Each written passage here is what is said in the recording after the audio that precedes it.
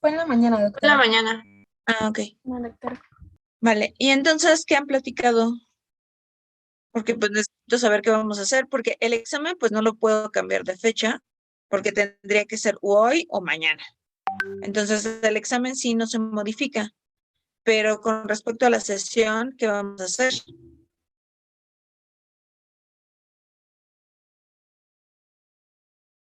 Porque aquí hay mayoría de mujeres hasta donde veo. Y si todos deciden no asistir, pues no me puedo quedar con ¿cuántos hombres son? ¿Pueden levantar su mano los niños, por favor?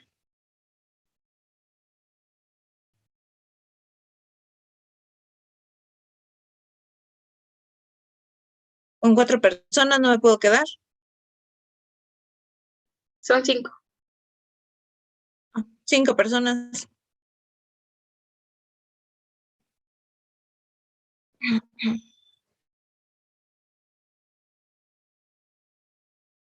Doctora, una pregunta.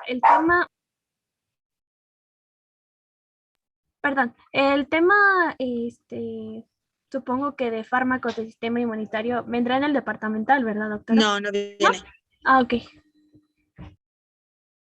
Justo le pregunté eso a la doctora Mari porque también a mí me generaba conflicto y llega hasta interacciones medicamentosas.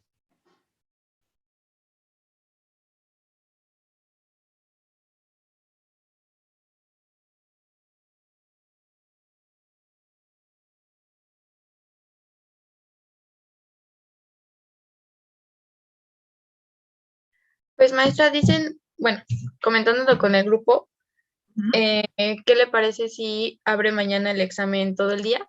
Y así las que van a ir a la marcha o no vamos a estar presentes, eh, tenemos chance de hacerlo en cualquier momento del día de mañana. No puedo abrirlo todo el día. Tienen que decirme un horario específico para que se abra en ese horario específico.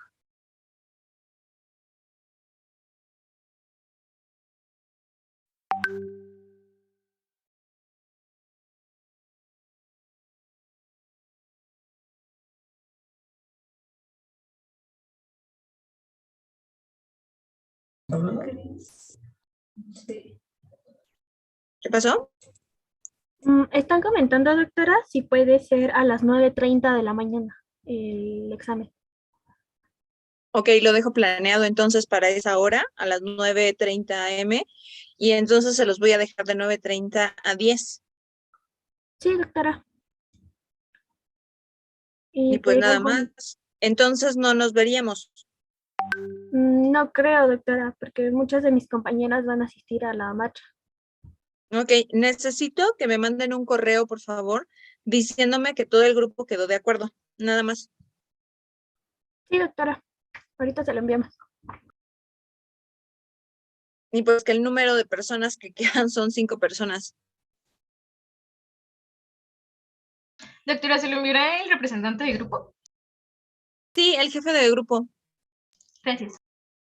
A ustedes. Entonces ya quedamos. Mañana entonces no tenemos sesión. Sí, doctora. Sí, Vale, doctora.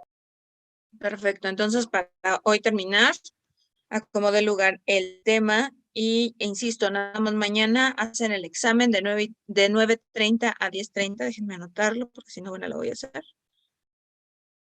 A ver, déjenme cambiar de una vez el horario acá, porque si no, bueno, lo vamos a hacer. Mm.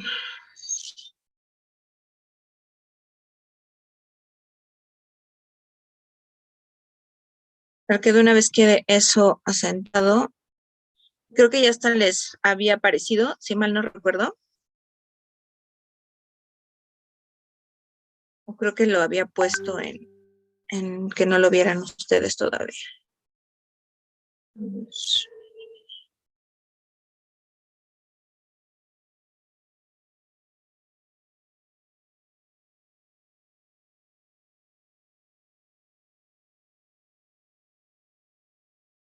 Todavía no se los mostraba.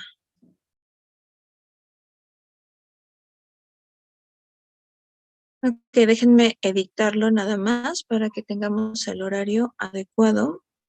Porque ya estaba planeado de 6, digo, de las 4:10 a las 4:25. Pero en vista del cambio, de una vez lo hago. Y si quieren, de una vez mándenme el correo, por favor, para que no haya ninguna falla. 9:30, ¿verdad?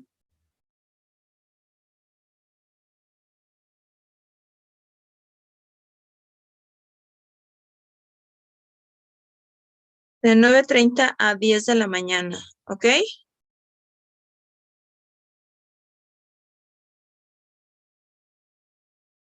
Chicos, Sí, doctora, muchas Doctora. gracias. queda ajustado a 30 minutos. Creo que ya les va a aparecer el recordatorio. ¿Pueden verificar su aula virtual, por favor? Y ya. ¿Ya aparece el recordatorio? Sí, a partir de las Sí, 9:30. doctora. Ok, perfecto. Entonces ya saben su tiempo. Y entonces mándenme de una vez a mi correo. ¿Cuál correo van a utilizar? Ahorita se lo Dos. mando la subjefa, doctora, se lo mando del correo grupal, del de que Ok, ocupamos pero ¿a qué correo la van a mandar? a su correo, al de Melissa Rito Domingo. Permítame.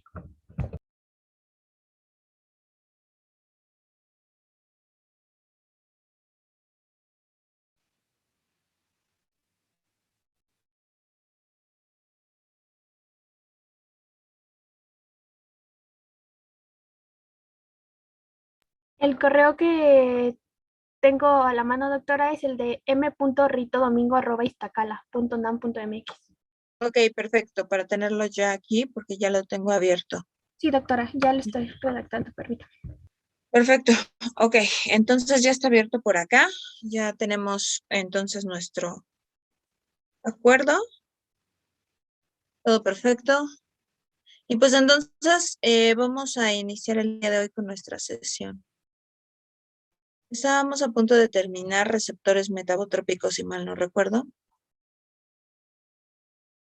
Déjenme, ahí está mi correo.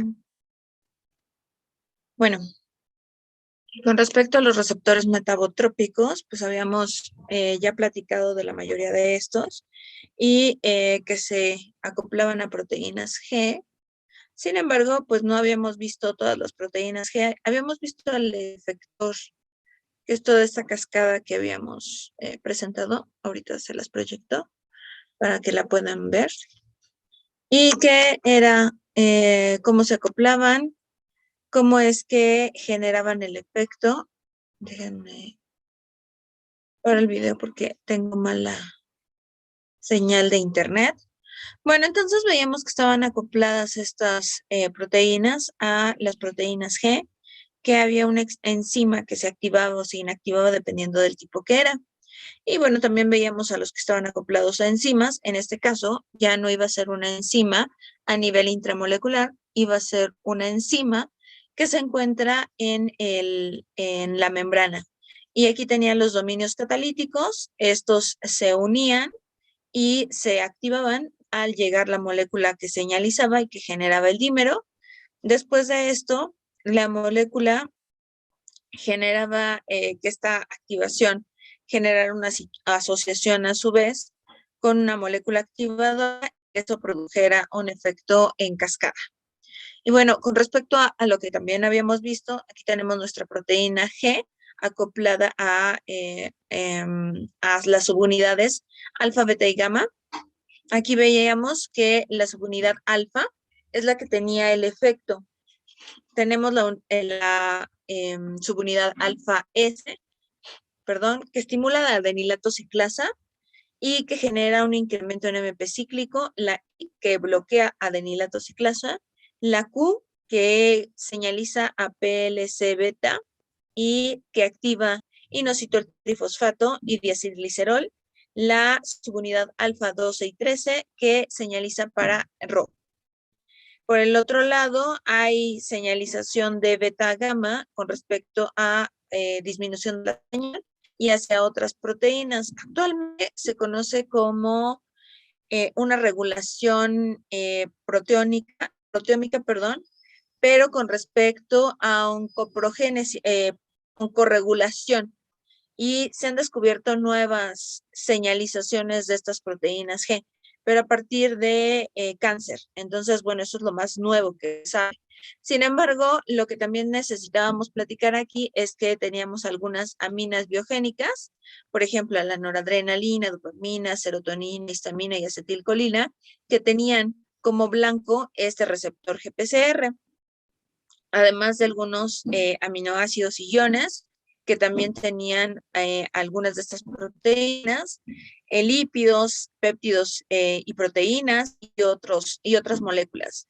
Y bueno, también desglosa esta imagen, qué es lo que va a hacer cada una de estas proteínas. De hecho, aquí todavía falta la proteína G9, G11, entre otras, pero sí pone de manifiesto el efecto de G12, por ejemplo, y su efecto de GS también al señalizar y al generar regulación en la transcripción y en la proliferación celular, en la diferenciación, el desarrollo y en la supervivencia, angiogénesis, hipertrofia y cáncer. Todo esto está regulado por señalización externa. Esto es lo que les mencionaba que es lo más nuevo y entonces vamos a tener que aquí hay un efecto obviamente de estas proteínas G, pero nuevo, conocido para el incremento o disminución de la respuesta celular, pero en el caso de cáncer. Entonces, pues bueno, esta es otra alternativa de estas GPCRs. Ya habíamos visto los receptores ionotrópicos y estos van a ser proteínas receptoras con canales iónicos que van a atravesar la membrana y se abren como respuesta directa a la unión del ligando.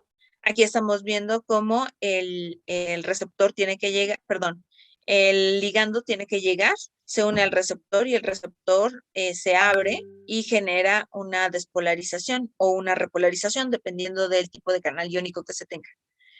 El metabotrópico, pues es lo que acabamos de ver. Estos receptores no son canales iónicos, pero sí tienen un efecto sobre ellos, ya que puede generar un efecto sobre la membrana. Aquí tenemos a los tipos que puede haber. Los receptores muscarínicos, adrenérgicos, dopaminérgicos, serotoninérgicos, opioérgicos, histaminérgicos, y estos se integran por 7 segmentos transmembranales y están acoplados a estas proteínas G.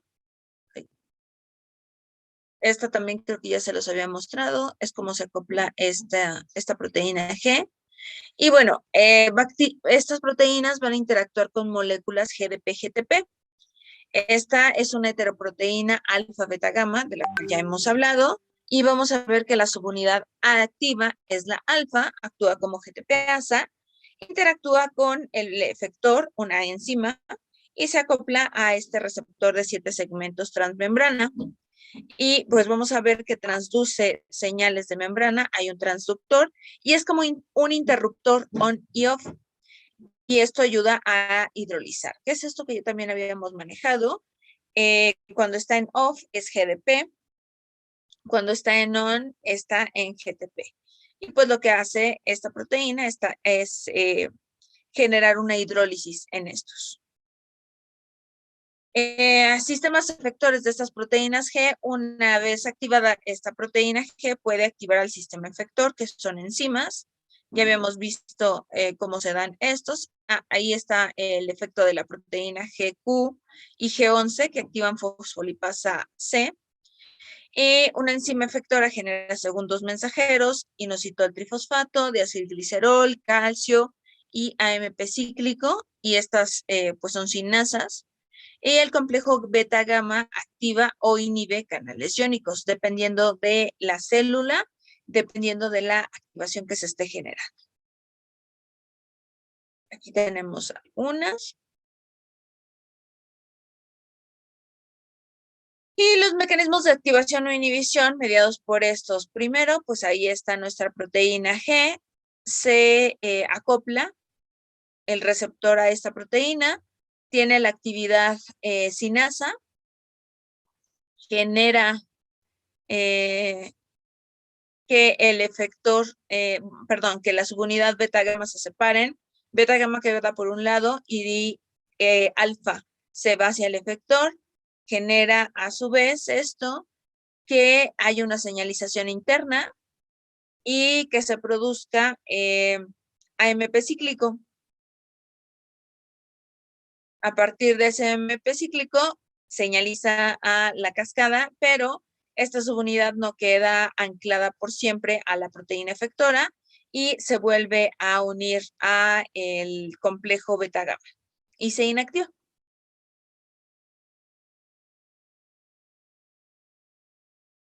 Las funciones de AMP cíclico: activar o inhibir sinasas, ensamblaje, desensamblaje de microtúbulos, y hablando de microtúbulos es toda la estructura a nivel celular, transporte a través de la membrana, metabolismo de lípidos y carbohidratos, síntesis de RNA y DNA, y diferenciación celular y síntesis de proteína.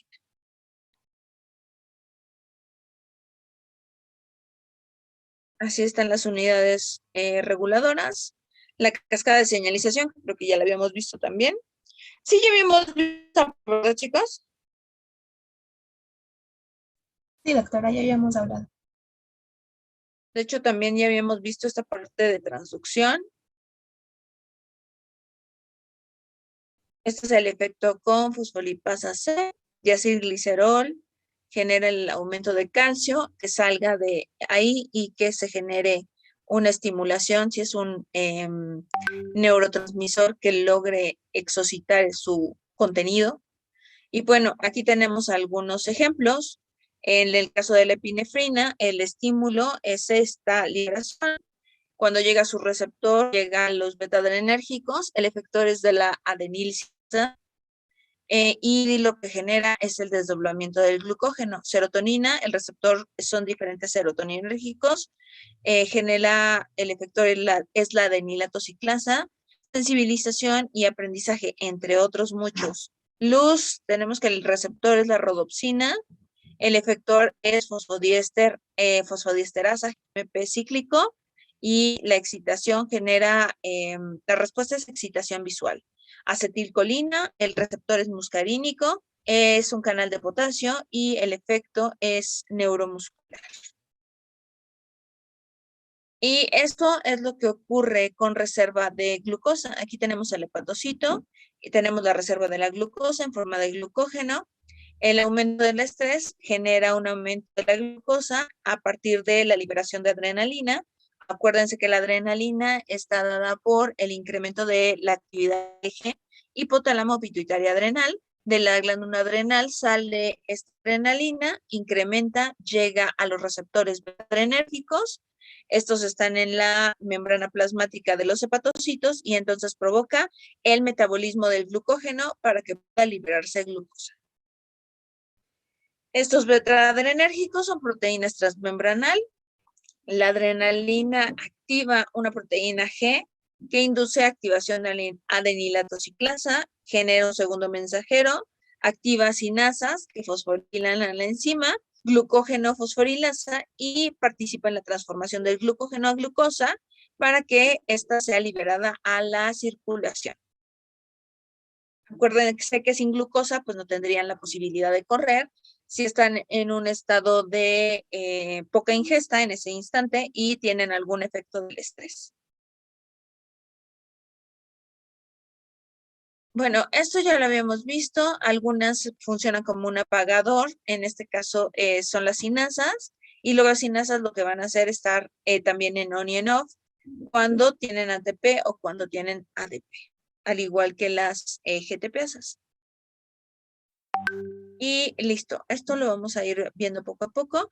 Y bueno, todas las vías de señalización, recuérdenlo, se unen para generar o regulación de genes o proliferación celular o llevar a apoptosis a nuestra célula. ¿Dudas hasta aquí, chicos? No, doctora. No, doctora. No, doctora.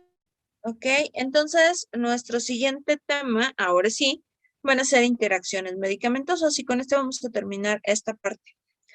¿Seguros que no tienen ninguna duda? Creo que no, No, doctora. doctora. No, doctora, ninguna duda. Ok. Bueno, vamos a empezar entonces con interacciones farmacológicas. Primero, lo que deben de estar conscientes es que estas interacciones farmacológicas van a ser de dos tipos. Ya ahorita ya vimos farmacocinética y ya acabamos de terminar farmacodinamia. La primera interacción va a ser a nivel de farmacocinética. ¿Cuáles son los procesos farmacocinéticos, chicos? Absorción, distribución, metabolismo y excreción. Ajá, muy bien. Y cada uno de estos procesos, lo que va a ocurrir es que tienen interacciones. ¿Cómo van a tener cada una de sus interacciones? Bueno, para empezar tenemos que definir qué es una interacción farmacológica. Esta tiene lugar entre dos fármacos que una persona ingiere en periodos de tiempo aproximados y modifican su actividad. Pueden modificar su duración y o la intensidad de este fármaco, de cualquiera de los dos. El resultado puede ser un aumento o un descenso de la actividad de ambos. Ok. Ocurren dentro del organismo durante los procesos farmacocinéticos, que se los acaba de mencionar su compañero, que es la administración, distribución, metabolismo y excreción. Son las más complejas y difíciles de predecir porque involucran a un buen número de procesos, tejidos y órganos. Primero vamos a ver las interacciones en la absorción. En este caso, se trata de interacciones ocurridas durante el proceso por el que los fármacos atraviesan algunas de las barreras corporales para poder entrar al organismo. Pueden tener dos tipos de consecuencia: modificar la cantidad de fármaco que se absorbe o modificar la velocidad de absorción. También existe la posibilidad de dos efectos simultáneamente. Estas interacciones de absorción son más frecuentes e importantes, son las que se producen en el tracto gastrointestinal o aparato digestivo. La cantidad de fármaco que se absorbe depende de la forma que presente. Ionizada va a ser no liposoluble, no ionizada va a ser liposoluble. El pH del medio tiene un papel importante para determinar la cantidad de fármaco absorbido. De hecho, lo que habíamos visto, si se acuerdan de la tablita que habíamos presentado, yo les mencioné que para esta absorción pues era importante el pH que podíamos tener. Por ejemplo, el uso de antiácidos puede tener diversos efectos. En ejemplos del efecto de pH en la absorción, el fármaco disminuye su absorción al aumentar el pH. Por ejemplo, con salcitabina, que es un nucleótido de pirimidina sintético que posee propiedades antirretrovirales, y esto puede disminuir la absorción en un 25%. Tripranavir y aprenavir hasta el 25 o 35%. Entonces, si se dan cuenta, la absorción de dos o más fármacos al mismo tiempo, mientras tengan un antirretroviral, puede generar un efecto que disminuya esta absorción por el pH. ¿Dudas hasta aquí, chicos? No, doctora. No, doctora. Vale. También hay fármacos que van a aumentar la absorción al aumentar el pH. Son casos raros, pero puede ocurrir. Asociación de simetidina, por ejemplo, con didanosina usada como tratamiento para el VIH. Entonces, estos dos, si da simetidina con didanosina, puede generar que aumente la absorción, pero esto puede ser raro. Ambos casos pueden evitarse espaciando la ingesta de ambos fármacos de 2 a 4 horas. Otros aumentan la motilidad intestinal, como el metoclopramida. Y esta metoclopramida, pues bueno, va a disminuir, va a aumentar la motilidad y entonces va a poder generar mayor absorción de algún otro fármaco. Otros reducen la motilidad, anticolinérgicos y opioides. Los opioides y los anticolinérgicos tienen receptores a nivel de el sistema gastrointestinal. Por esto van a generar motilidad intestinal. Ese va a ser su efecto farmacodinámico. Sin embargo, va a tener un efecto sobre la farmacocinética, en particular la absorción de algunos otros fármacos. ¿Dudas hasta aquí, chicos? No, doctora. ¿Segurísimos?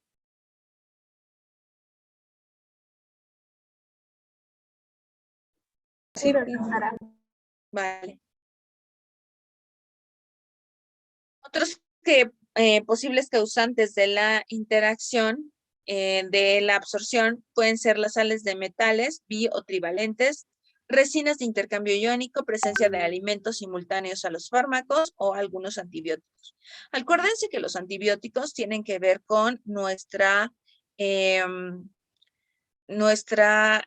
distribución de microorganismos a este nivel. Entonces, pues bueno, si no tenemos una correcta microbiota por el uso de estos antibióticos, obviamente la absorción no se va a dar de la mejor manera.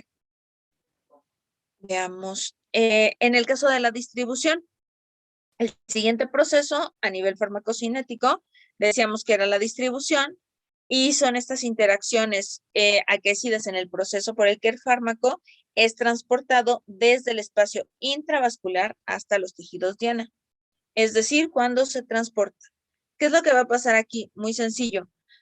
Aquí lo que se va a hacer es verlo todo como compartimentos farmacocinéticos, como lo habíamos visto previamente. El compartimento central tiene la sangre y órganos bien ligados.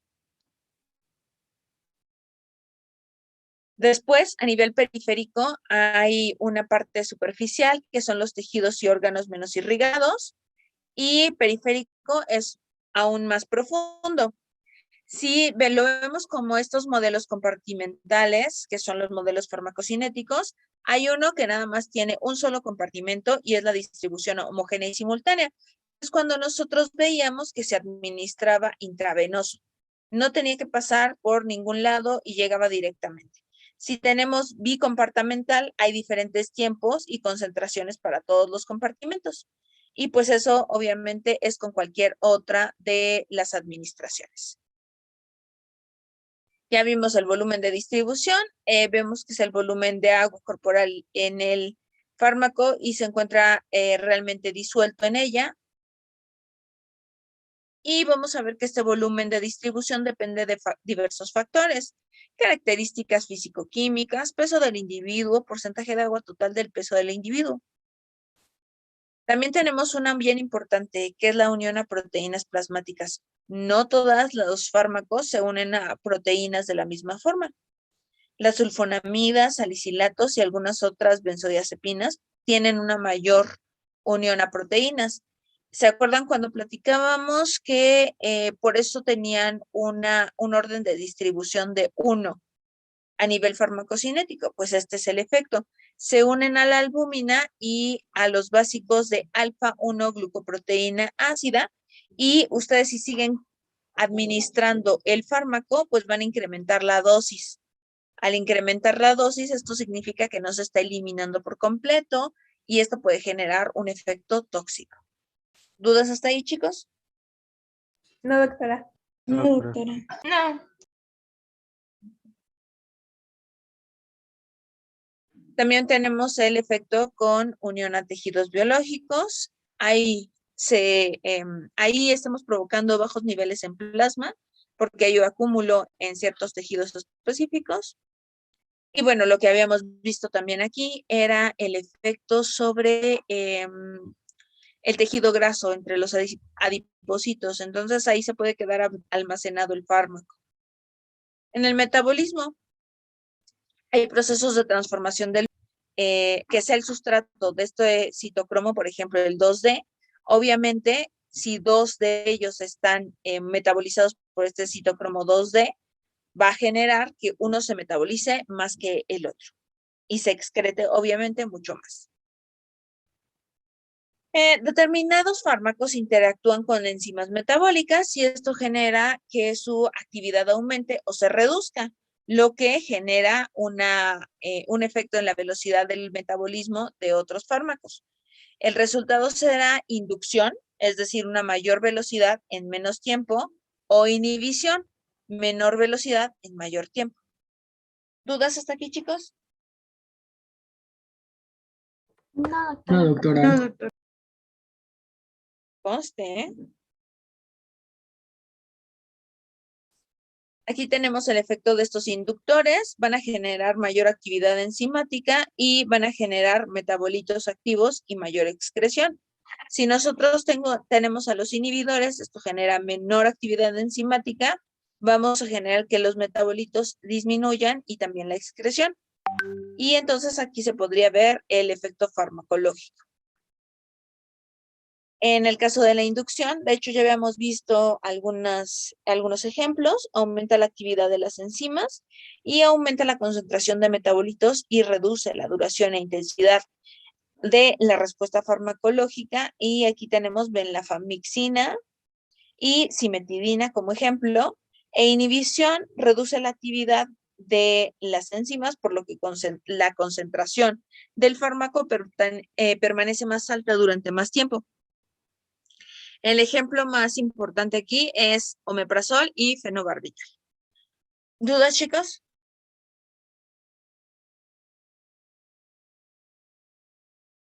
No, doctora.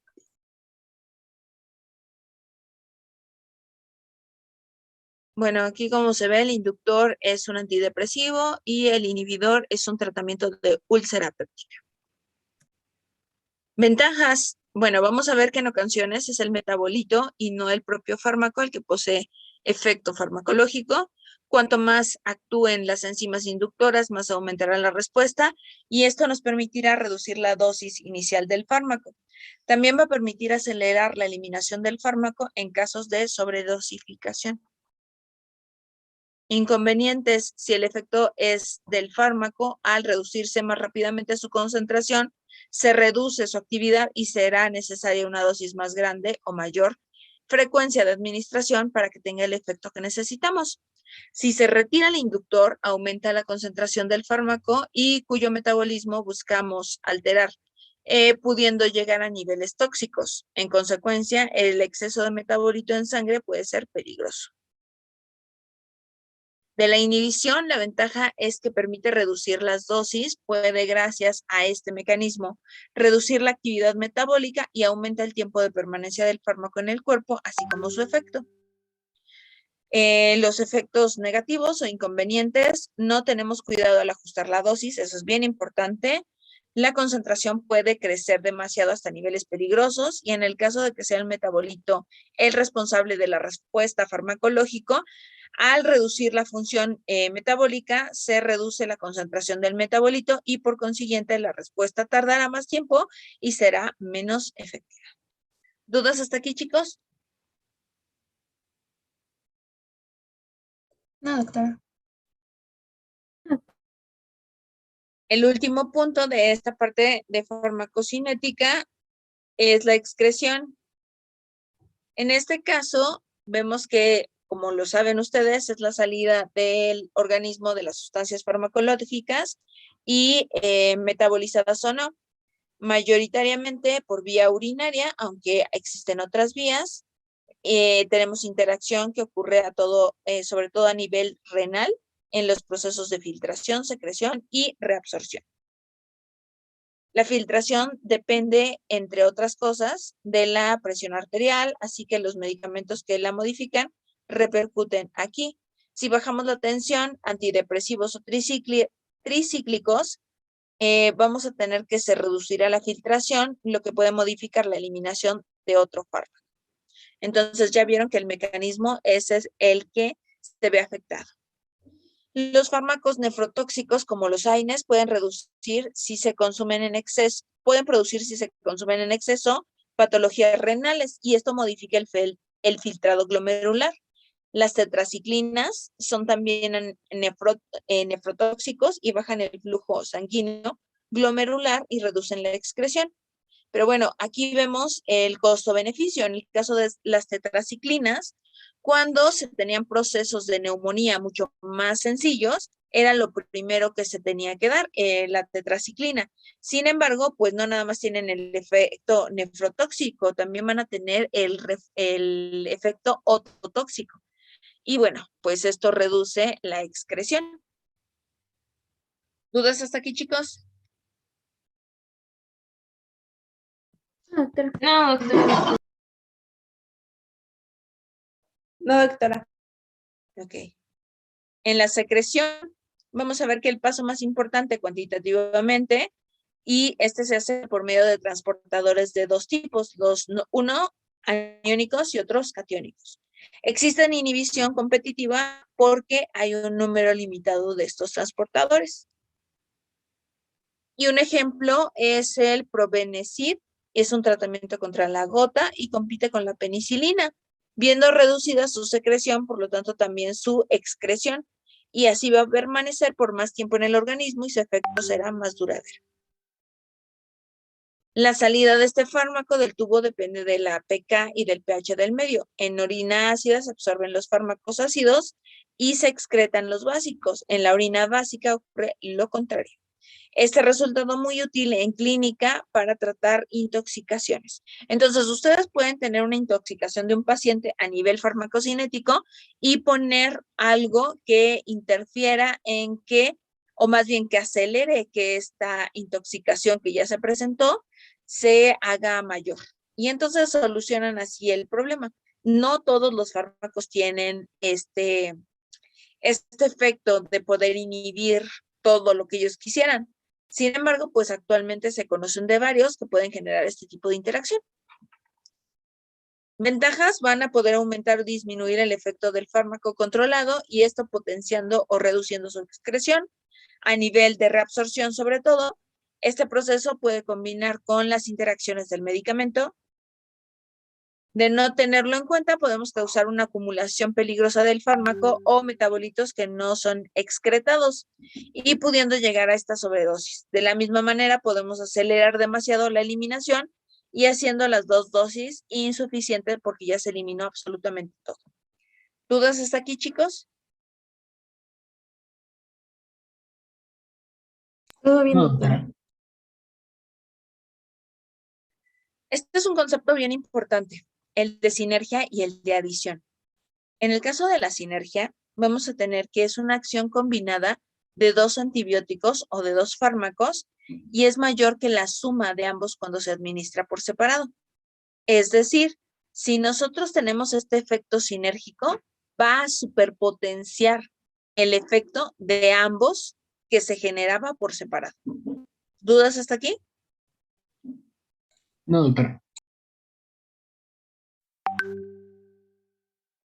La adición va a ser la acción combinada y esta va a ser igual a la suma de las acciones independientes. ¿Qué es una acción? Por ejemplo, si tengo yo un antidiurético, pero que al mismo tiempo tenga un efecto en sistema renal y que al mismo tiempo tenga sobre presión arterial. La suma de estas acciones independientes puede llegar a algo mucho más positivo. A eso se refiere con una adición. ¿Dudas hasta aquí? ¿Podría repetirlo, por favor, doctora? Sí, que dos efectos a nivel de mecanismo puedan generar una mayor ventaja de la que tenían inicialmente. Y el ejemplo es si ustedes pudieran tener un diurético y pueden generar que este diurético tenga un efecto tanto a nivel de hipertensión como a nivel de protección renal. ¿Dudas hasta aquí? No, doctora. Gracias. De nada. ¿Alguien más? No, Chicos. doctora. Bueno, en el caso de antagonismo ya lo vimos y la indiferencia, bueno, tampoco es algo que necesiten saber, pero esta acción combinada no es potente que la del producto más eficaz cuando se emplea solo. Por lo tanto, el sinergismo, aumento de la respuesta de un fármaco por el empleo simultáneo de otro, y el sinergismo de suma, el efecto neto es la suma de las respuestas individuales de cada uno. Vamos a ver de potenciación y en este caso el efecto neto es mayor que la suma de las respuestas individuales. La facilitación es el aumento de la respuesta terapéutica de un medicamento por la presencia de otro que no tiene los mismos efectos farmacológicos. Y esto es lo que se va a ver. Aquí tenemos a dos fármacos y si se dan cuenta, ¿Cuál es más efectivo? ¿El uso de A y B o el uso solamente de A? Ah, A y B. A ver, en la parte inferior tienen la dosis efectiva 50 y aquí tenemos la dosis letal 50. El otro lado tenemos el porcentaje de efectivo máximo. ¿Qué les está diciendo esta gráfica, chicos? que sería mucho mejor utilizar ambos fármacos porque si utilizáramos, por ejemplo, más dosis del fármaco A, podríamos llegar a una dosis letal, ¿no? Perfectamente bien contestado. Aquí tenemos que el fármaco A y B en conjunto tiene una dosis efectiva 50. ¿Eso qué significa, chicos? Ya la habíamos platicado, que era la dosis efectiva 50.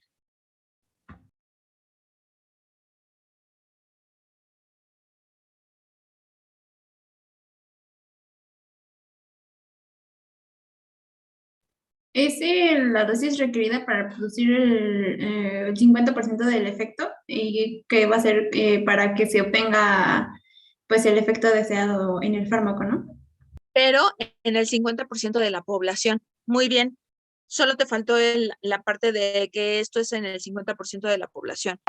Pero acuérdense, cuando estamos haciendo el estudio de poblaciones, es mucha gente la que se tiene que someter a esto. Y entonces, cuando tenemos el fármaco A y B, necesito menos fármaco del A para obtener un buen porcentaje del efecto máximo. Si yo solo tengo la dosis del fármaco A y la incremento, voy a generar que en vez de tener una dosis efectiva, tenga una dosis letal 50. La dosis letal 50, ¿qué significa, chicos? Pues va a ser la dosis requerida para matar a la mitad de la población en la que se va a administrar pues la misma dosis, ¿no? Muy bien. Y como está muy incrementada, pues esta no se debería de dar. Entonces, esa es la gran diferencia. Es mejor utilizar dos fármacos que utilizar mayor cantidad de uno solo, al menos en esta diapositiva. ¿Dudas hasta aquí? Ninguna. No, doctora. Ok, déjenme usar esto.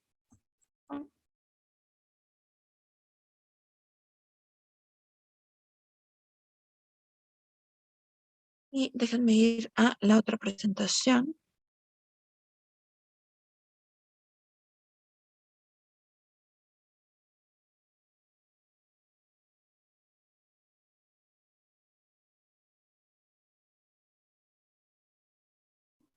Bueno, en el siguiente caso, lo que vamos a tener es las interacciones, pero a nivel de farmacodinamia también.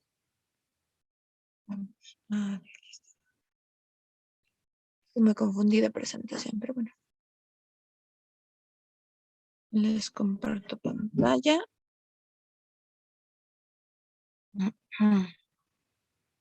De hecho, creo que una de estas modificaciones que hice es la que utilizó la doctora Mari para ponérselas en la plataforma. Pero aquí el efecto es que ustedes no nada más vean la de la plataforma, sino que la entiendan. Bueno, en estas vamos a ver que las alteraciones del efecto de un fármaco por la administración previa o simultánea de otro fármaco, la clasificación, como ya se las mencioné, es entre dos, la farmacocinética y la farmacodinámica. Ya acabamos de ver todas las partes farmacocinética. Si se nos atraviesa una imagen que me gustaría explicarles, pues nada más se las explico, pero iríamos con la parte farmacodinámica. Y en esta parte farmacodinámica ocurre un efecto de potenciación o antagonismo de los efectos del fármaco. Vamos a ver que existen algunos factores determinantes. Por ejemplo, si varios médicos recomiendan antihistamínicos y ansiolíticos, es decir, van para un médico y no le dicen que están tomando antihistamínicos y al otro van porque tienen depresión y le dicen que no están tomando ansiolíticos. Entonces, sumen el efecto del antihistamínico y el ansiolítico y entonces tienen un efecto justamente más potenciado de inhibición a nivel de sistema cardiovascular. De hecho, pueden llegar con esto a un paro cardiovascular. Los medicamentos de venta libre, ay no, estos son de tomarse en cuenta y restricciones porque pese a que no hacen daño, no saben utilizarlos. Entonces, pues se toman su antiácido y aparte se quieren tomar metformina. Si ustedes se toman un antiácido y la metformina, pero primero el antiácido y luego la metformina, ¿qué va a ocurrir, chicos? ¿Dónde se da la absorción de la metformina? A nivel gastrointestinal. Perfecto. Y le estás poniendo un antiácido. ¿Qué es lo que estaría ocurriendo? Inhibes la absorción. Y si estás inhibiendo la absorción, ¿qué va a pasar? ¿No va a ser el mismo efecto? No tenemos el efecto ni siquiera, dependiendo de cuánto se pueda lograr absorber. No tengo el efecto y entonces, ¿qué pasa si tengo un paciente diabético y no le estoy dando la cantidad adecuada de metformina? ¿No se controla la hiperglucemia? Perfectamente bien contestado. Entonces, por eso hay que tener mucho cuidado con estos medicamentos de venta libre, porque a veces los pacientes ni siquiera les dicen, ay, estoy tomando esto o me tomé tal cosa. Igual que los laxantes. Los laxantes, ¿cuál es el efecto? Aumenta la motilidad. Muy bien. Y aparte, ¿qué más ocurre?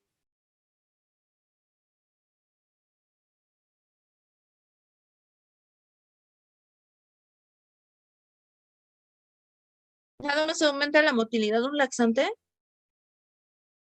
No ayuda a la excreción, ¿no? Sí.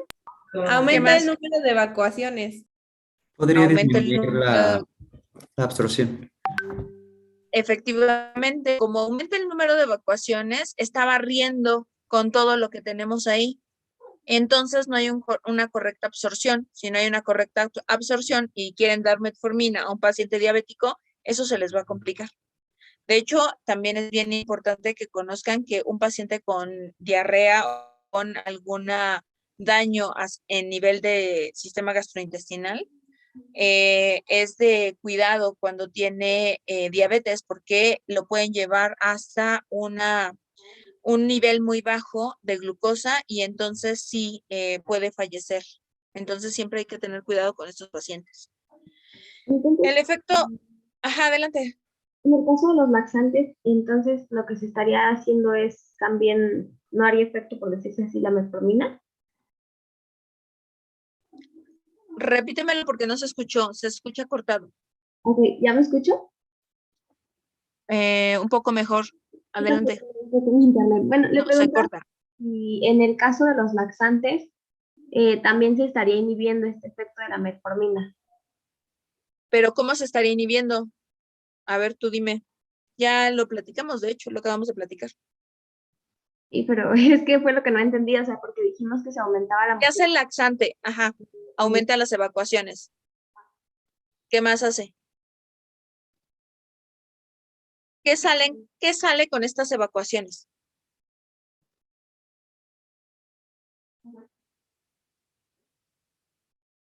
Chicos, Pues todo lo que comemos. ¿Agua? aparte de lo que comen, ¿qué más están eliminando? ¿Medicamentos? Y si no estás tomando en ese momento medicamentos, ¿qué está en su sistema gastrointestinal? La microbiota. Muy bien, la microbiota. ¿Qué está barriendo este laxante? La microbiota. La microbiota. ¿La microbiota les ayuda a la absorción, chicos? Sí. Sí. Sí. En este caso, el paciente tiene el efecto del laxante o de una diarrea. ¿Qué pasa si yo le doy metformina?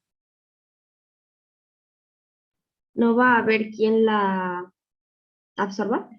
No va a haber absorción. Ese es el efecto. Ok, muchas gracias. De nada. Los incumplimientos del paciente, uy, eso siempre los van a tener. Ya mejor ni se quejen porque es lo que siempre va a existir. El paciente nunca sigue, o más bien, pocas veces logra seguir las indicaciones. Son pocos los pacientes que afortunadamente suben siguen, perdón, al pie de la letra lo recomendado por el médico, tanto a nivel de hábitos como a nivel de a qué hora se deben de tomar sus fármacos. Entonces, pues bueno, este es el más trascendental.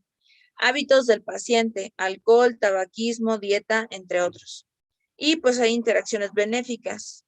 También hay recomendaciones del farmacéutico, por ejemplo, el tiempo de toma del antiácido y advertencia de estas interacciones. El tiempo es importante, entonces. Esto es lo que habíamos visto de farmacocinética. Aquí vemos que el pasaje del fármaco desde el sitio de administración hasta el plasma y cuál es el efecto en biodisponibilidad. Para absorción, los cambios de pH, que ya saben que pueden ser por antiácidos, interfieren con la absorción de fármacos solubles en ácido. Esto es lo que ocurre. Formación de complejos. Estos antiácidos de magnesio o aluminio interfieren con antibióticos, con, por ejemplo, acitro o eritromicina. Y en cambios en la velocidad de vaciamiento gástrico. Los laxantes reducen la absorción de otros fármacos. ¿Dudas hasta aquí, chicos? No, doctora. No, doctora. Con los alimentos. Aquí lo que tenemos es que reduce la absorción por formación de complejos. Las comidas grasas aumentan la absorción de vitamina D. Y el alimento reduce el metabolismo del primer paso de propanolol, metoprolol, simvastatina, aumenta el metabolismo de teofilina.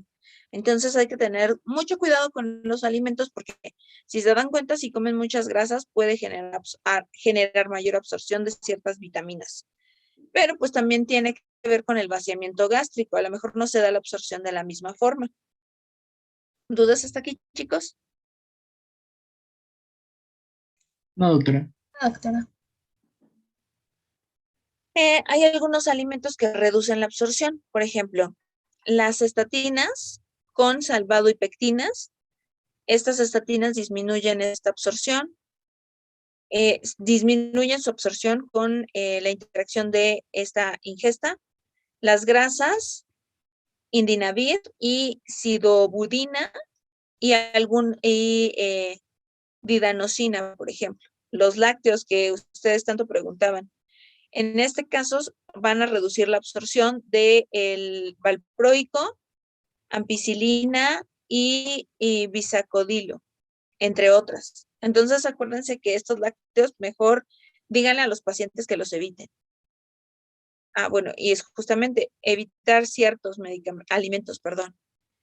Hay algunas comidas que aumentan la absorción de otros fármacos. Por ejemplo, las grasas de amitriptilina y carbamazepina, la naranja, leche y chocolate para ciclosporinas, proteínas para claritromicina, clorquinina, flutamida, entre otros.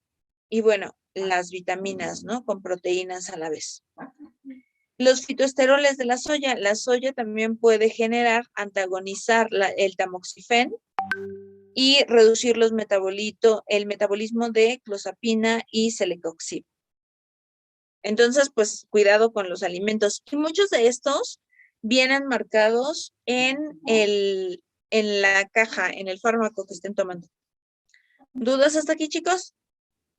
Doctora, aquí también entra lo que decían de la carne de puerco, ¿Qué decían de la carne de puerco? que por ejemplo hay medicamentos que no se pueden ingerir cuando hay una ingesta de carne de puerco. Es que en realidad no sé exactamente si es por la carne de puerco o por la grasa. Porque yo no he encontrado ningún medicamento que diga directamente carne de puerco. Entonces lo dejamos como grasas. Yo creo que sí, porque si te comes unas carnitas antes de la carbamazepina, pues es mucha grasa. ¿O no? Sí, sí. Sí, es bastante La más. concentración de grasa sí, pues, es impresionante. Entonces sí, yo creo que es más por la grasa que por el tipo de carne. Ok, doctora, gracias. Incluso puede ser más a nivel proteínas, pero no estoy tan segura. Yo creo que más bien es a nivel de grasas. Ok, ¿Alguien más? doctora.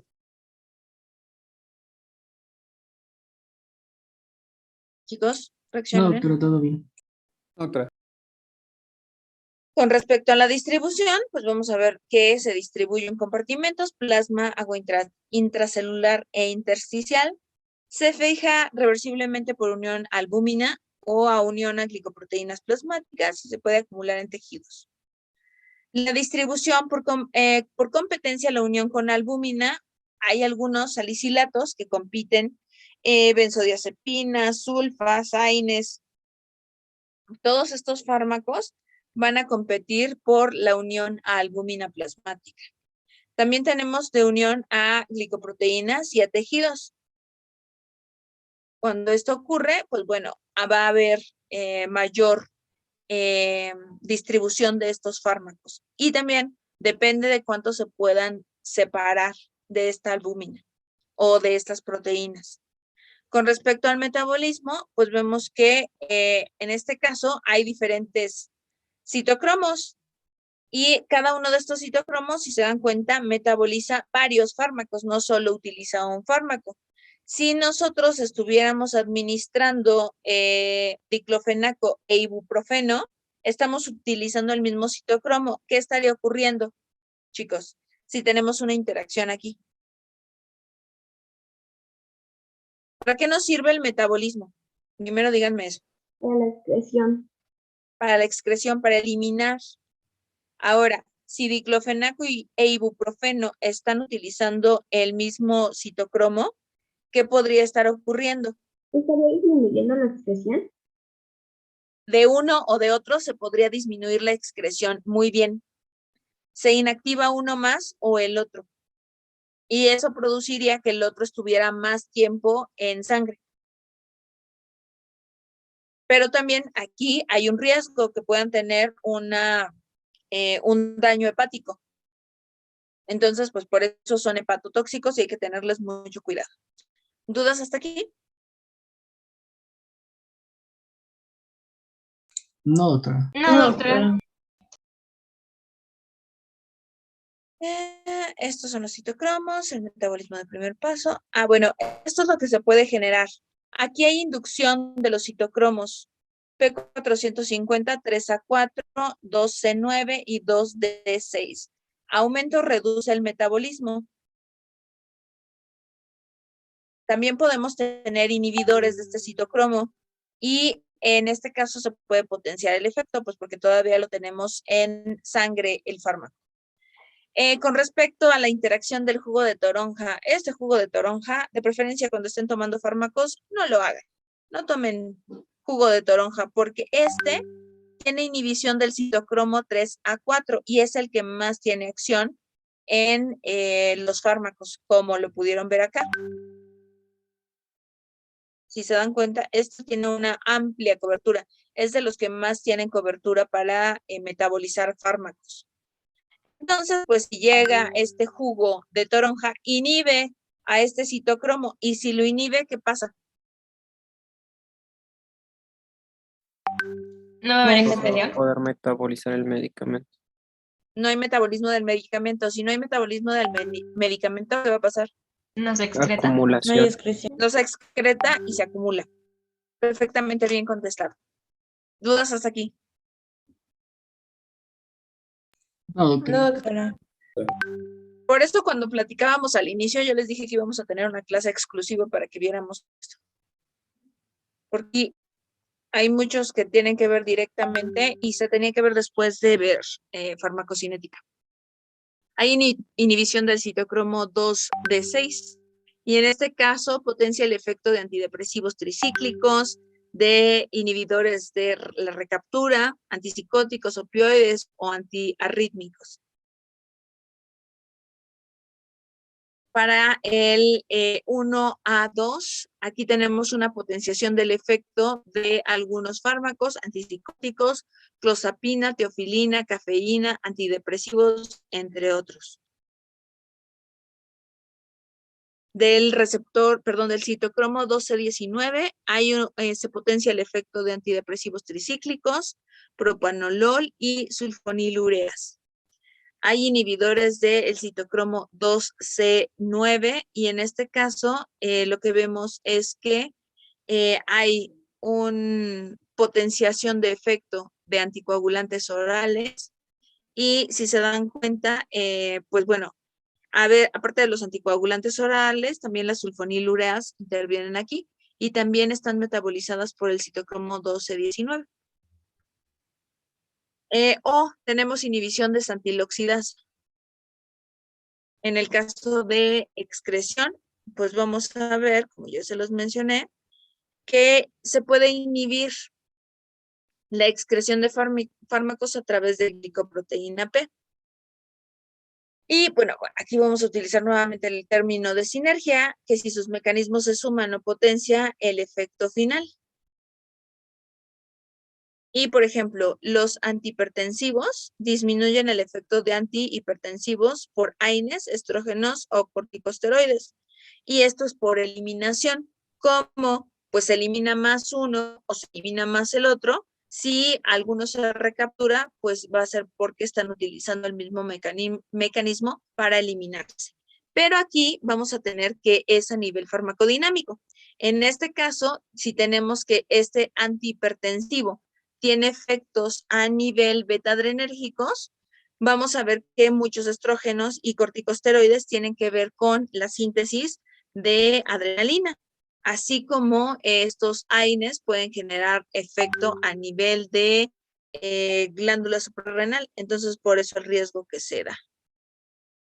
A nivel farmacodinámico también vamos a ver que se potencian algunos antihipertensivos el efecto de otros fármacos, por ejemplo, benzodiazepinas y hierbas medicinales diuréticas, por ejemplo. Entonces hay que tener mucho cuidado con los test también que toman los pacientes.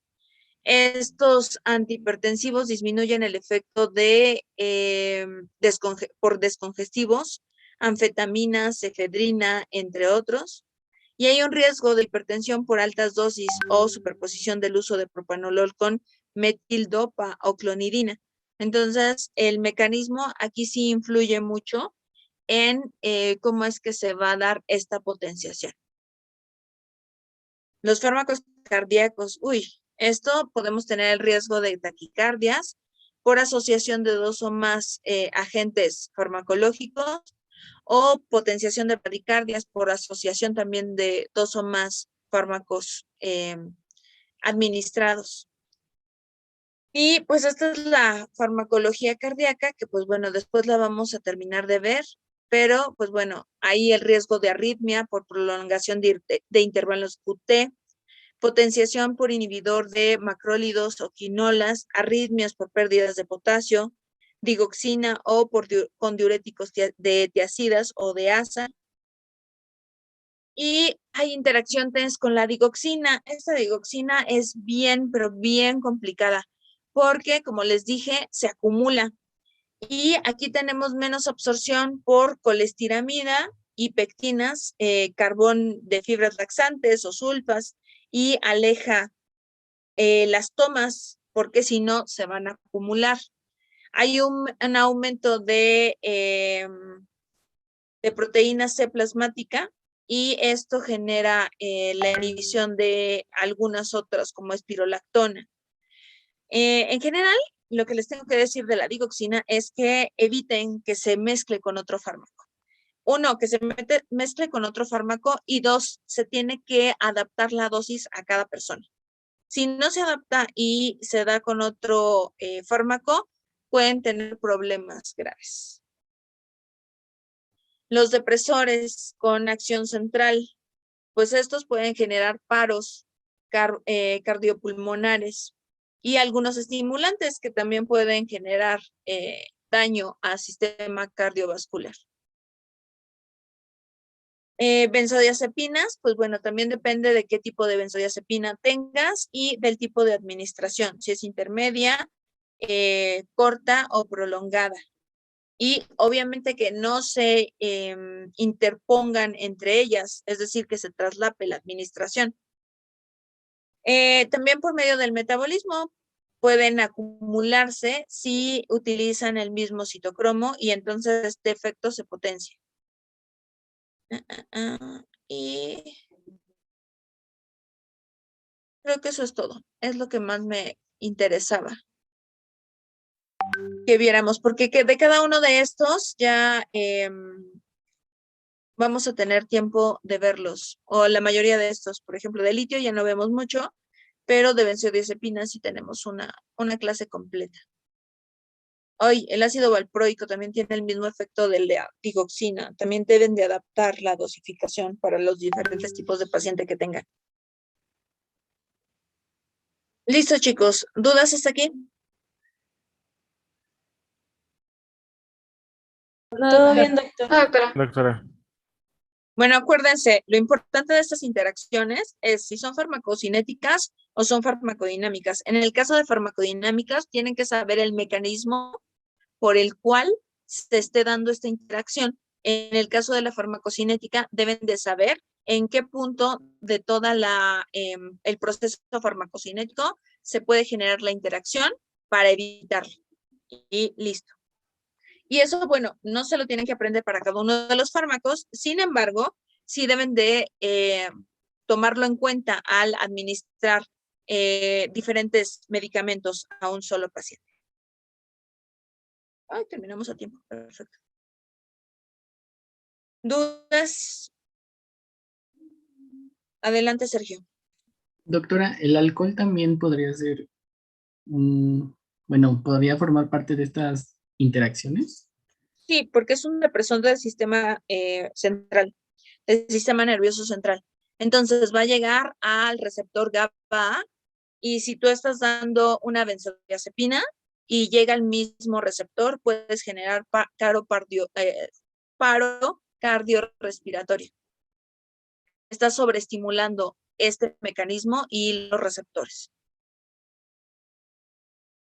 Ahora, con respecto a la farmacocinética, puede estar alterando la composición del hígado, porque muchos pacientes pues ya tienen daño hepático, perdón, ya tienen incluso cirrosis. Estos pacientes con cirrosis, pues bueno, no van a poder metabolizar de la misma forma que un paciente normal y sin daño los fármacos.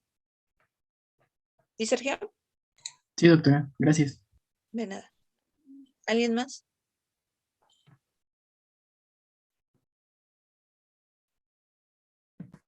Yo tengo una duda, doctora, pero es sobre la exposición.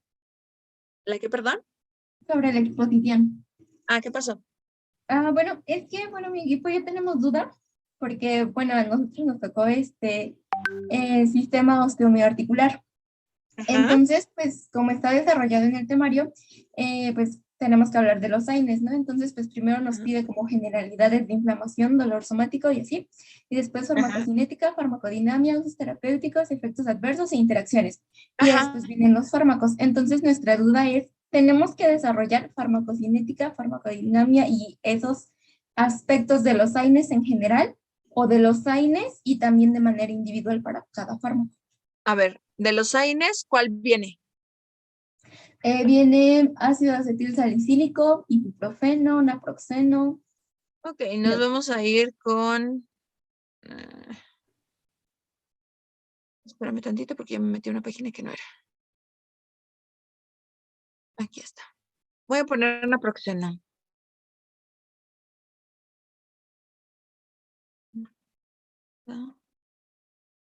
Yo ya les había enseñado esto y ahorita se los vuelvo a enseñar.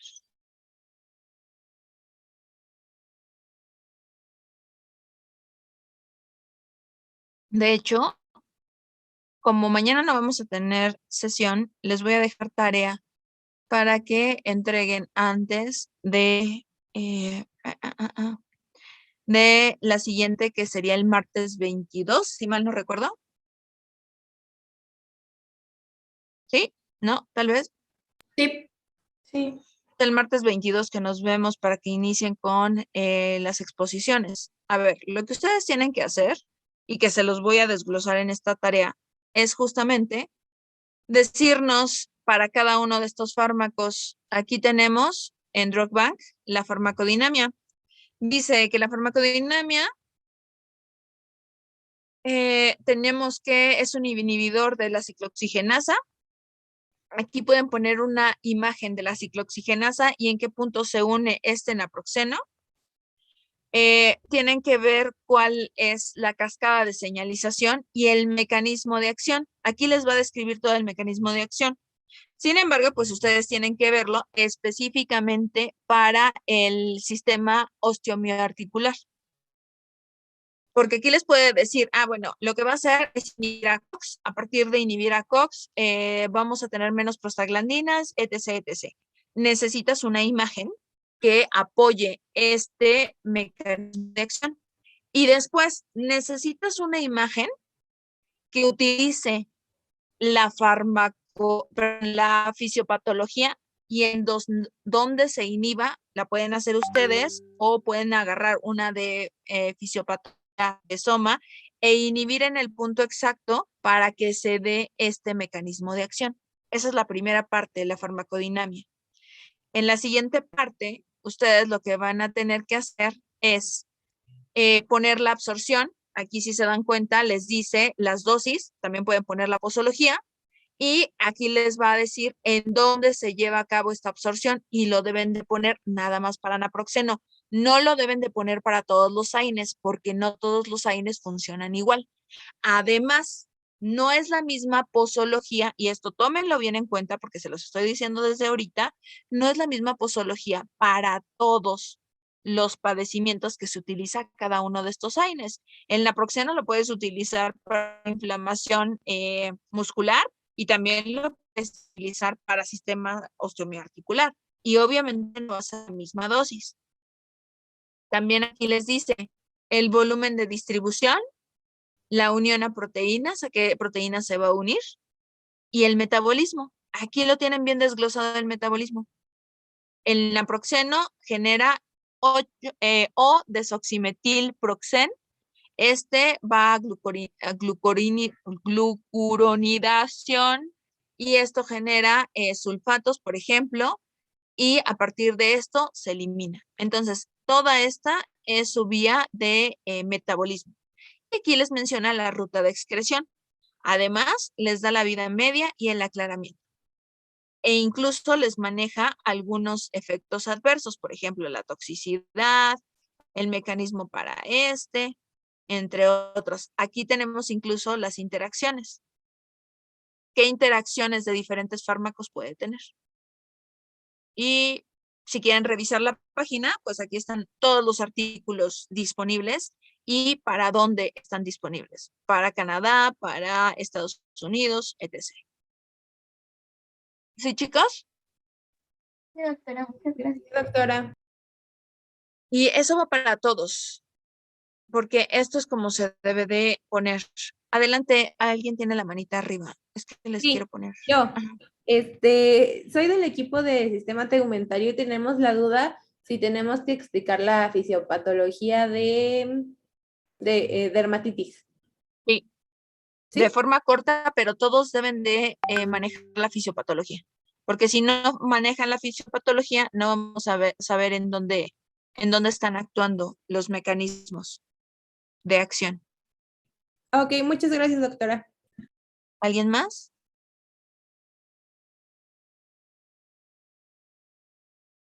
Déjenme ver si abre este de Epoch. Y déjenme ver si está completo.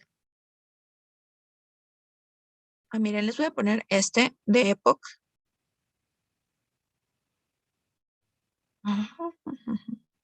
De lo que se trata, chicos, es de que sus compañeros entiendan de lo que están hablando. Miren, por ejemplo, este es de Epoch. Obviamente viene la definición y a cuál van a referirse. Aquí está la vía fisiológica normal para Epoch. Aquí están los receptores que intervienen, los de adrenalina, los sitios en donde están estos receptores de adrenalina. Y a partir de no nada más el sitio de adrenalina, también hay otros que van a intervenir. Y aquí empezamos con el salbutamol. Aquí tenemos el receptor, que es el agonista, bueno, es la farmacodinamia, que es el agonista beta-adrenérgico. Vamos a tener el uso, la farmacocinética, la vía inhalatoria, los efectos secundarios, las contraindicaciones. Y aquí para cada uno de ellos, cómo funciona, cada uno de estos, en dónde va a funcionar y cómo va a inhibir que se genere tal efecto. Y la farmacocinética, aquí vamos a tener cómo actúa y cómo se absorbe a nivel de pulmón, el metabolismo y si se conocen o no más datos farmacocinéticos. Aquí tenemos a los otros receptores involucrados, los de receptores nicotínicos y muscarínicos, cuántos tipos hay, cómo es que están coactivando con los beta agonistas, cómo se está viendo y, por ejemplo, aquí tenemos el bromuro de hipatropio. Aquí tenemos toda la farmacocinética, absorción, distribución, metabolismo, etc., qué es lo que está generándose en cada uno de ellos. Y así es como deben de ir distribuyendo su exposición. ¿Sí les quedó más claro? ¿Cuánto tiempo vamos a tener aproximado para exponer, doctora? Depende de cada equipo. Hay equipos que van a tener más tiempo porque tienen más fármacos y otros que van a tener menos tiempo porque tienen menos fármacos. Ok, doctora, gracias. ¿Alguien más?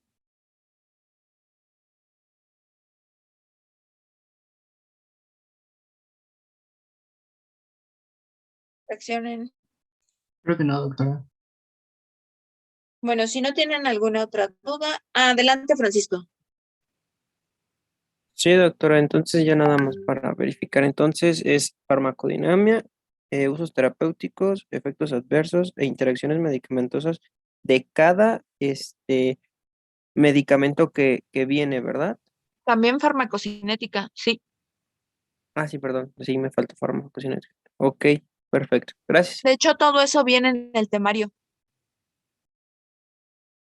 Ok, doctora, gracias. Sí, lo que pasa es que había un poco de confusión de si era acerca de, o sea, si era todos esos puntos, pero solo en general de AINES. Entonces, pues sí, queríamos nada más quitarnos esa duda. No es de cada uno de los fármacos, porque acuérdense que no todos los AINES tienen la misma farmacocinética, ni la misma farmacodinamia de la misma forma. Ok, doctora, gracias. Adelante, Lidia. Sí, doctora. Bueno, a mi equipo nos tocó clínica de inmuno. Ajá. Y bueno, por ejemplo, por ejemplo, en interacciones medicamentosas puedo hacer como una tabla, porque, bueno, por ejemplo, este es dexametasona y es un montón. Entonces, no sé si puedo hacer una tabla con imágenes y que así sea más fácil como para explicar, o sea, para no, pues literalmente, pues recitarlas como tal. Perfecto, como tú te acomodes. Gracias, doctora. ¿Alguien más?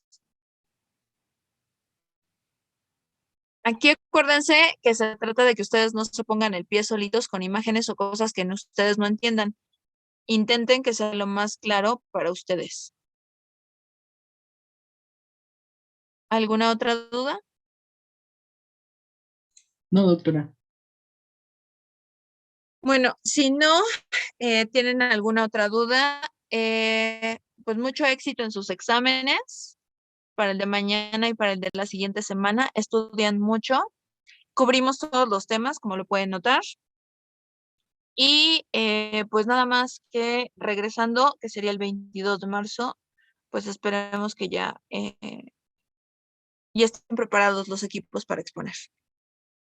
Y entonces mucho éxito, chicos.